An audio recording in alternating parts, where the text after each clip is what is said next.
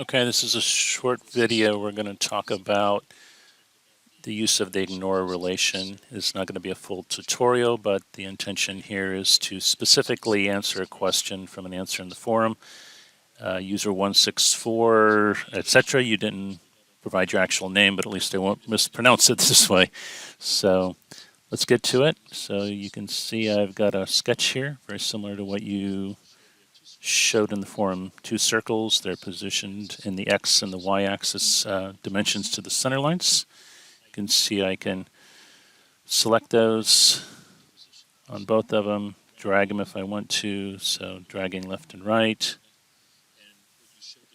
And what you showed in your video, for those that did not see it, as you change those dimensions, the center points got closer and closer, and once they became coincident, the relation finder was finding them coincident, and then it stuck, and you couldn't unstick it even by changing dimensions. So let's start with, if you don't have the options, you want to start with bringing those up, toggle that on. Now you got the options. And the first method I showed was to go under and turn off the concentric relation finder. I'm going to turn those on here because you wanted to try option 2. So we turn that on. And now what I'm going to do is I'm going to walk through option 2. And so I'm going to pick those dimensions and I'm going to follow the process you did, which was to kind of slowly zero in on those being coincident. So change the x, change the y, change the x again.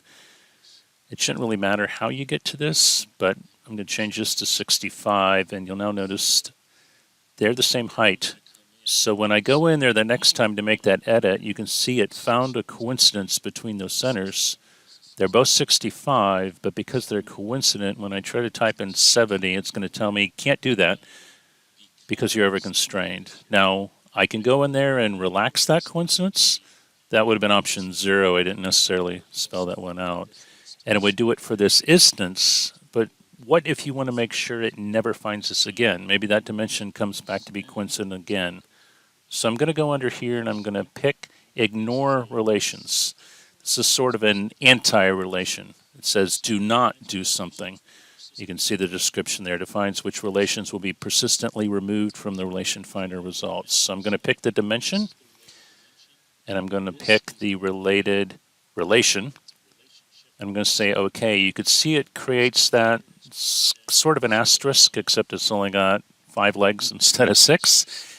And that is a specific relation type that is an anti-relation.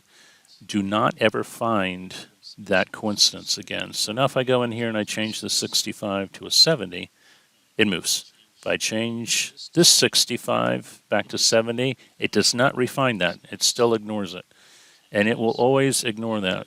Let's say we change this one, we bump it to the left. It's not sticking anymore. And it will display that as an explicit entity. So hope that explains it a little bit, and you can play around a little bit, see how you might use this in other places. We probably not explained it maybe as well as we could because it doesn't have an analogy in the old legacy sketchers, so it's kind of new. You might have to play around with it a little bit, but do that. If you got any questions, hit us up in the forum and we'll see what we can use. Hope that's helpful. Thanks and make a great day.